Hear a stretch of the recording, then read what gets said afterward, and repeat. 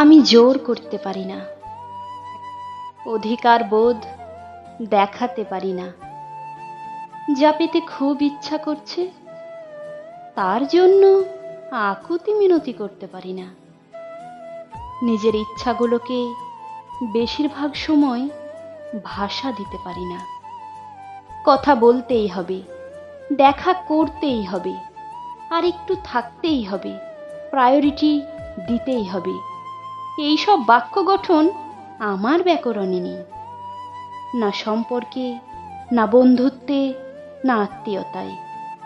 আমি বিশ্বাস করি সম্পর্কে মায়া, টান, ভালোবাসা থাকলে এসব জোর করে পাওয়ার প্রয়োজন পড়ে না।